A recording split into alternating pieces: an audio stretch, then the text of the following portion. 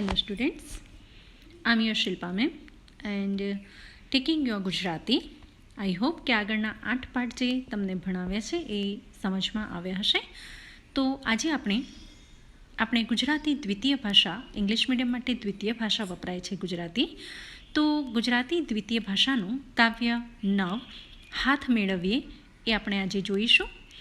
અને એના કવિ છે નિરંજન ભગત, જે રાઈટ સાઈડમાં બેઠેલા છે એ નિરંજન ભગત છે.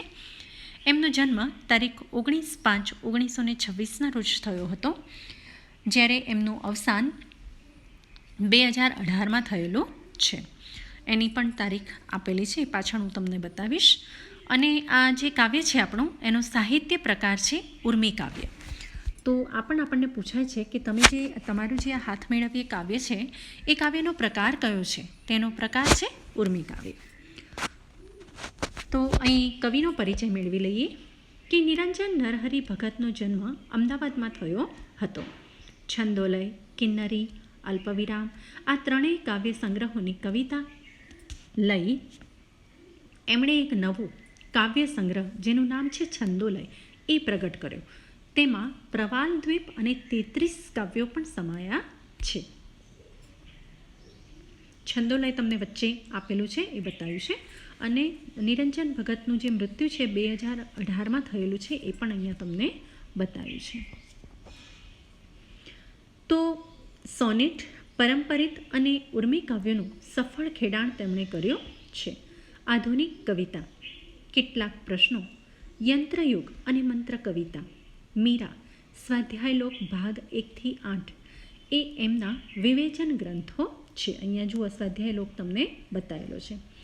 અને કવિની કાવ્ય વિશેષ, નિરંજન ભગતની એક બુક છે કાવ્ય વિશેષ, એ પણ અહીંયા તમને બતાવી છે. અને આ જે નિરંજન ભગત છે એમને રણજીતરામ સુવર્ણચંદ્રક તથા સાહિત્ય અકાદમીનો એવોર્ડ પણ પ્રાપ્ત થયેલો છે.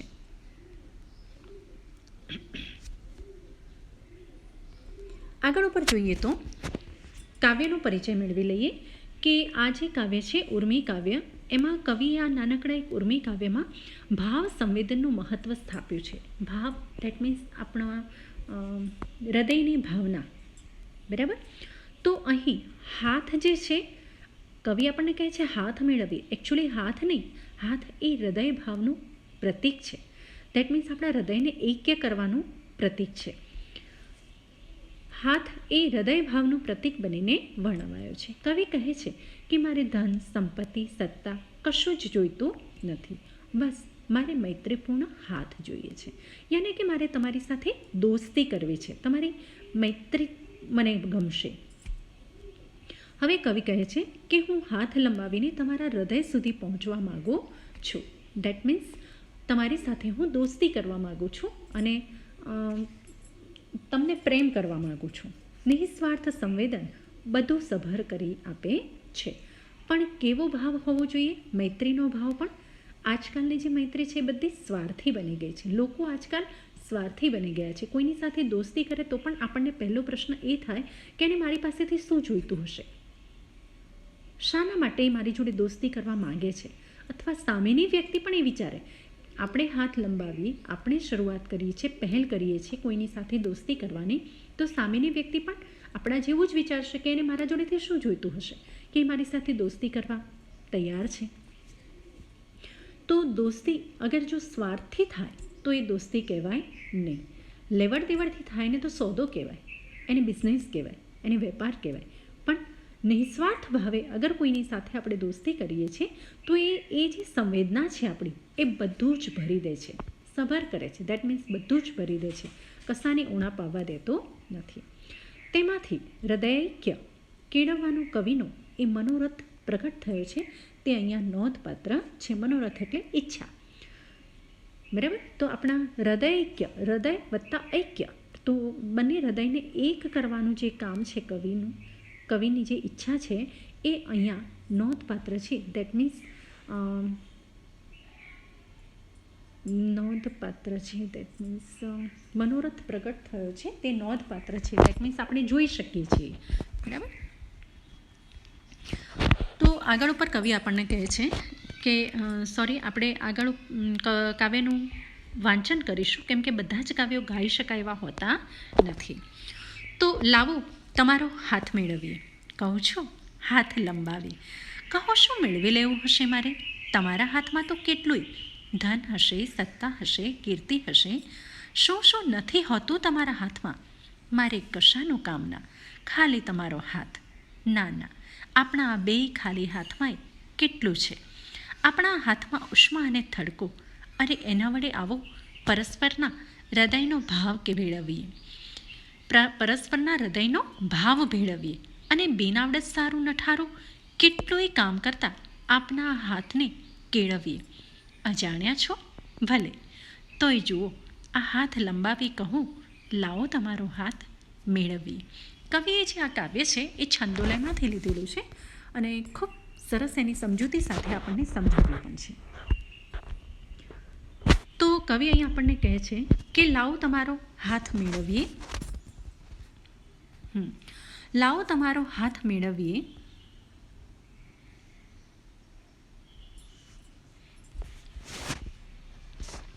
કહું છું હાથ લંબાવીને. કવિ કહે છે કે મને તમારો હાથ આપો. દેટ મીન્સ હું પહેલાં શરૂઆત કરું છું, હું પહેલ કરું છું કે લાવો તમારો હાથ. આપણે બંને હાથ મેળવીએ. દેટ મીન્સ આપણે મિત્રતા કરીએ. કહો શું મેળવી લેવું હશે મારે? તમને કદાચ મનમાં જો એવો પ્રશ્ન થાય કે હું કોઈ સ્વાર્થ ખાતર તમારી સાથે દોસ્તી કરવા માગું છું, તો તમે જ કહો કે મારે તમારા હાથમાંથી શું મેળવવું હશે?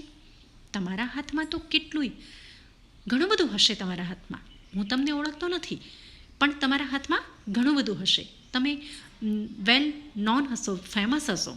તમારા હાથમાં ધન હશે, સત્તા હશે, કીર્તિ હશે. શું શું નથી હોતું તમારા હાથમાં? મારે કશાનું કામ ના, ખાલી તમારો હાથ. હવે પોએટ જે છે એ સામેની વ્યક્તિને કહે છે, એના મિત્રને કહે, જેને એ મિત્ર બનાવવા માગે છે એને કહે છે કે તમારી જોડે ધન હશે, સત્તા હશે, કીર્તિ હશે, તમે વેલ નોન પર્સન હશો, પણ મારે એમાંનું કશું જ જોઈતું નથી. હું કોઈ સ્વાર્થ ખાતર તમારી સાથે દોસ્તી નથી કરતો, કશું જ નથી જોઈતું. દેટ મીન્સ હું નિસ્વાર્થ ભાવે તમારી સાથે મિત્રતા કરવા માગું છું. મારે એ કશા જનું કામ નથી. મારે ફક્ત તમારો હાથ જોઈએ.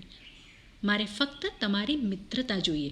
બીજું કંઈ જ મારે તમારી પાસેથી મને બીજું કોઈ જ એક્સપેક્ટેશન નથી, કોઈ ઉમેદ નથી, કોઈ આશા નથી.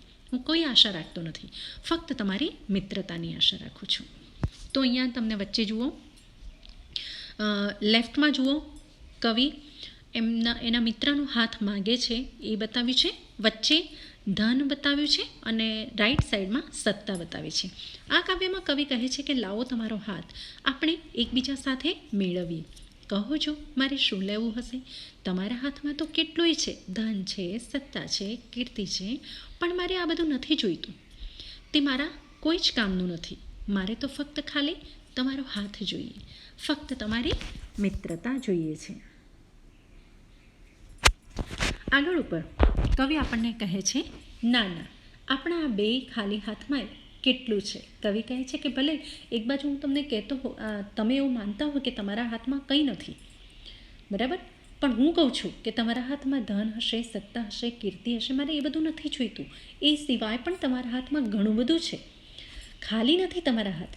આપણા હાથમાં ઉષ્મા અને થડકો છે, હૂંફ છે. ઉષ્મા યાને કે હૂંફ અને થડકો યાને ડૉક્ટર જે પલ્સ રેટ માપે છે ને, જે આપણા હૃદયમાં ધબકારા થાય છે ને, એ ધબકારા આપણા હાથની જે નાડી છે ને, નસ, વેન, એમાં પણ થાય છે.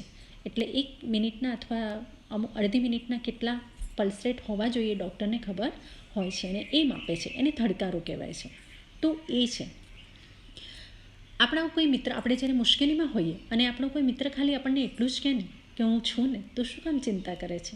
તો આપણને ઘણી બધી હૂંફ મળે છે. ભલે એ કંઈ જ ન કરી શકતો હોય આપણા માટે, એમ છતાં હું છું એમ કહે ને, એ જ આપણા માટે ઘણું છે. તો કવિ કહે છે કે આપણા હાથમાં ઉષ્મા છે, યાની કે હૂંફ છે. બસ આપણો મિત્ર હોવો એ જ એક સૌથી મોટી વાત છે. અને થડકાર છે. અરે એના વડે આવો પરસ્પરના હૃદયનો ભાવ ભેળવીએ. દેટ મીન્સ મેં તમને જે પલ્સ રેટ કહી ને, એ પલ્સ રેટ હૃદયના જે ધબકારા હોય એ ત્યાં સંભળાય છે. તો એના વડે આપણે હૃદયના ભાવ કેળવીએ, એકબીજા પ્રત્યે આપણે લાગણી અનુભવીએ, ફિલિંગ્સનો જન્મ કરીએ, ફિલિંગ્સ જન્માવીએ. અને કવિ પાછા ઉપરથી એમ કહે છે કે અને બિન આવડત સારું નઠારું કેટલુંય કામ કરતાં આપણા હાથને કેળવીએ. દેટ મીન્સ આ જે હાથ છે આપણા એ દિવસ દરમિયાન ઘણા બધા કાર્યો કરતા હોય છે. સારા પણ કરે છે અને ખોટા પણ કરતા હોય છે. સારા કાર્યોથી આપણે ફેમસ બની જઈએ છીએ, યાની કે ધન, સત્તા, કીર્તિ, નામના બધું જ આપણને મળે છે. પણ એ જ હાથથી જ્યારે આપણે ખરાબ કામો કરીએ છીએ ત્યારે બધું જ ધન, સત્તા, કીર્તિ બધું જ નાશ પામે છે, નષ્ટ થઈ જાય છે. તો કવિ કહે છે કે આવો આપણે એ હાથને કેળવીએ. ધેટ મીન્સ એને સારા કામ કરવા માટે પ્રેરિત કરીએ. આ હાથોથી આપણે સારા જ કામ કરીએ એવું આપણે પ્રતિજ્ઞા લઈએ. પછી કવિ એમ કહે છે કે હું આટલું બધું તમને કહું છું ત્યારે તમે વિચાર કરો છો, દેટ મીન્સ હું તમારા માટે અજાણ્યો છું એટલે, કે તમે મારા માટે અજાણ્યા છો એટલે. તો કવિ કહે છે કે મને કંઈ વાંધો નથી, ભલે તમે અજાણ્યા રહ્યા તોય જુઓ આ હાથ લંબાવી કહું છું. દેટ મીન્સ હું જ શરૂઆત કરીને, હું જ પહેલ કરીને કહું છું, લાવો તમારો હાથ મેળવીએ, તમારો હાથ મને આપો, આપણે દોસ્તી કરીએ, આપણે મિત્રતા કરીએ. તો કવિ અહીં આપણને સમજૂતી આપે છે કે અહીં કવિ કહે છે કે ના ના, તમારા ખાલી હાથમાં કેટલુંય છે, જેમ કે થડકો અને હૂંફ છે, અને એના વડે જ આપણે એકબીજા સાથેનો હૃદયનો ભાવ એક કરીએ, એટલે કે મૈત્રી ભાવ કેળવીએ. આપણા હાથ વડે ઘણીવાર ઘણું સારું અને ખરાબ કામ પણ આપણે કરીએ છીએ. તો સારા કામ માટે આપણા હાથને કેળવીએ. અજાણ્યા છો એટલે કે ભલે ઓળખતા નથી તો પણ હું હાથ લંબાવીને કહું છું, હું પહેલ કરીને કહું છું, લાવો તમારો હાથ, આપણે એકબીજા સાથે મૈત્રી ભાવ કેળવીએ, આપણે એકબીજા સાથે દોસ્તી કરીએ. તો આઈ હોપ કે તમને કાવ્યની સમજૂતી સમજમાં આવી હશે. કદાચ થોડીક ઉતાવળ પડી હોય તો માફ કરજો. અને ઇન શોર્ટ કવિ આપણને એમ કહે છે કે સ્વાર્થની મિત્રતા તો ઘણા લોકો કરે છે, અને આ જમાનો જ અત્યારે એ છે સ્વાર્થની મિત્રતા કરવાનો, કે સ્વાર્થથી કોઈની સાથે સંબંધ બાંધવાનો. પણ કવિનું નામ છે, કવિની જે સરનેમ છે ભગત, નિરંજન ભગત, એ પોતે પણ ભગત જેવા અને એકદમ સરળ હૃદયના છે, સરળ નેચરના છે. એટલે જ એ અજાણી વ્યક્તિ જોડે પણ મિત્રતા કરવા માટે તૈયાર થઈ જાય છે. તો દેટ મીન્સ કવિ આપણને કાવ્ય દ્વારા એમ કહેવા માગે છે કે આપણે કોઈની પણ સાથે કોઈ સંબંધ રાખવા માગીએ છીએ તો એ નિસ્વાર્થ સંબંધ રાખવો જોઈએ. કોઈ એક્સપેક્ટેશન એમની જોડે રાખવું નહીં જોઈએ. ઉમ્મીદ છે, આશા છે, કેમ કે આશા નિરાશામાં ફેરવાઈ જાય છે. તો આશા કે ઉમ્મીદ આપણે કોઈની પણ પાસે રાખવી જોઈએ નહીં. આપણાથી કોઈનું સારું થતું હોય એટલું આપણે કરવું જોઈએ, પણ સામેની વ્યક્તિ પણ આપણા માટે સારું જ કરે એવી ઉમ્મીદ ક્યારેય રાખવી જોઈએ નહીં. હવે બોર્ડ એક્ઝામમાં તમને એક આ પંક્તિ પૂછાય છે કે આ બે હાથ ખાલીમાં કેટલું? તો આ પંક્તિ સમજાવવાની હોય છે. તો એમાં આપણે એવું કહી શકીએ કે આપણી નરી આંખે જોતાં આપણને આપણા બંને હાથ છે એ ખાલી જ દેખાવાના છે. પણ શું આપણા બે હાથ ખાલી છે? એમાં કશું જ નથી છે. કેમ કે આપણા રોજિંદા અનેક કામો આપણે આ બંને હાથો વડે જ કરીએ છીએ. એમાં કેટલાક ભલાઈના કામ તો કેટલાક બુરાઈના કામ કરીએ છીએ. પણ એટલું આપણે યાદ રાખવું જોઈએ કે જ્યારે આપણે ભલાઈના કામ કરીએ છીએ ત્યારે એ હાથ દ્વારા આપણને ધન, સત્તા, કીર્તિ, વૈભવ આ બધું મળે છે. અને આ જ હાથ જ્યારે ખરાબ કામ કરે છે, સારા કાર્યો એટલે કે સત્કાર્ય કરે છે, સત્કર્મ કરે છે, પણ એ જ હાથ જ્યારે નઠારા કામ કરે છે યાની કે દુષ્કર્મ કરે છે ત્યારે ધન, સત્તા, કીર્તિ, વૈભવ આ બધું જ એ ગુમાવી દે છે. તો ઇન શોર્ટ એમ કહી શકાય કે આપણા હાથ હકીકતમાં આપણી દોલત છે, આપણી કિસ્મત છે, આપણું નસીબ છે. એમ કહીએ તો કંઈ જ ખોટું નથી, કેમ કે એના દ્વારા જ આપણે કંઈક સારું પ્રાપ્ત કરી શકીએ છીએ. તો આવા પહેલાં પણ મેં તમને કહ્યું હતું અને હાલ પણ કહું છું કે કાવ્યના મોટા પ્રશ્નો અચૂક કરવાના, કેમ કે મોટો પ્રશ્ન તમે 1 કે 2 કરશો એમાંથી તમને આખા કાવ્યના 1 વાક્યના, 2 વાક્યના અને મોટા પ્રશ્નો બધા જ આવડી જશે. એટલે 4 માર્ક ગુમાવીએ એ આપણને પોસાય નહીં. ભલે તમે લેસનનું કરો કે ન કરો, પણ કાવ્યના મોટા પ્રશ્નો અચૂક કરવાના છે. અને જ્યાં ન સમજ પડે ત્યાં હું બેઠી છું, મને પૂછી લેજો. આપણા નવા ટૉપિકમાં યાની કે હવે ગ્રામર ટૉપિક આવે છે, વ્યાકરણ એકમ નંબર 3 રૂઢિપ્રયોગ અને કહેવત. તો એની અંદર આપણે મળીએ. ત્યાં સુધી ગુડ બાય.